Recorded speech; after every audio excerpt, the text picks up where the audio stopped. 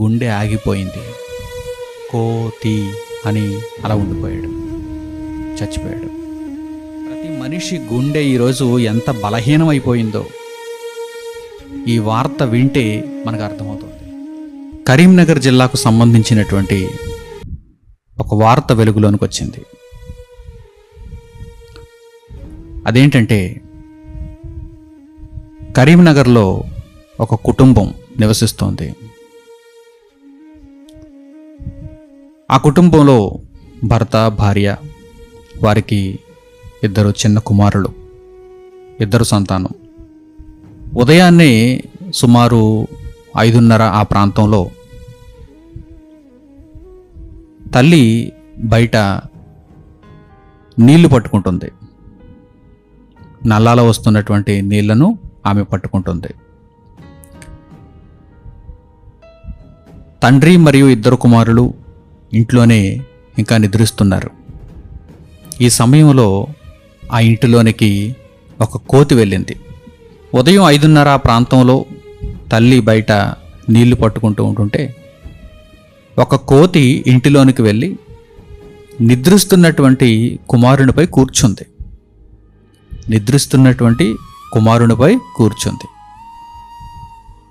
ఈ విషయాన్ని గమనించినటువంటి ఆ తల్లి లోపలికి వచ్చి కోతి కోతి కోతి అని అరుపులు మొదలుపెట్టింది.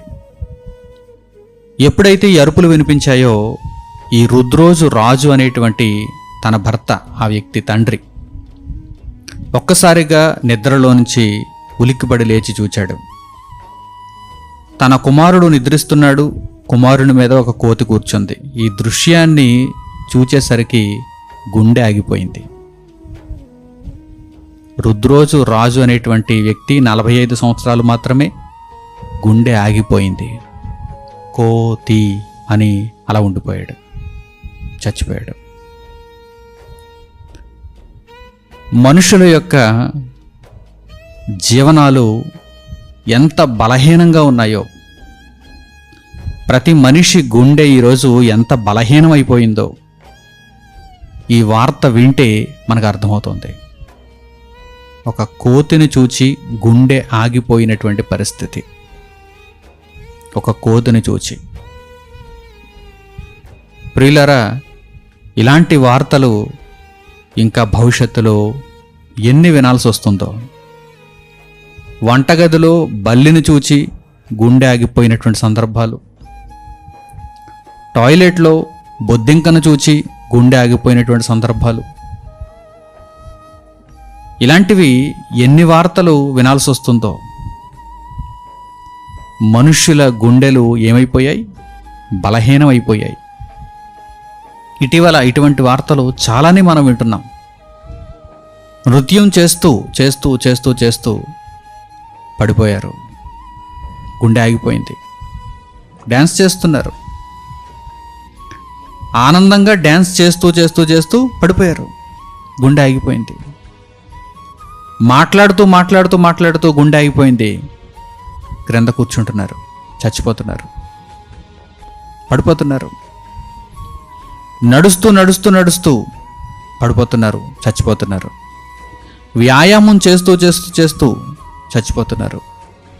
ఆహారం తింటూ తింటూ తింటూ చచ్చిపోతున్నారు. ఏదైనా ఒక షాకింగ్ న్యూస్ వినేసరికి గుండె తట్టుకోలేక చచ్చిపోతున్నారు.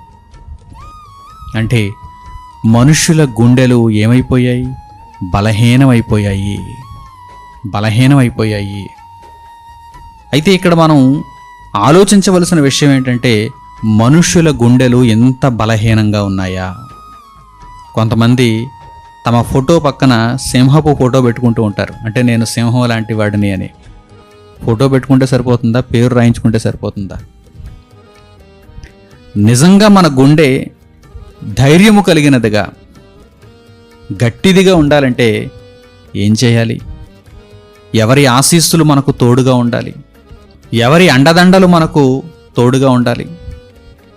దేవుని యొక్క ఆశీస్సులు, దేవుని యొక్క బలము, దేవుని యొక్క అండదండలు. ఈరోజు మానవాళి దేవునికి దూరంగా బ్రతుకుచున్నది కనుక మనుషుల యొక్క గుండెలు ఎలా ఉన్నాయంటే బలహీనంగా ఉన్నాయి. వార్తలలోనికి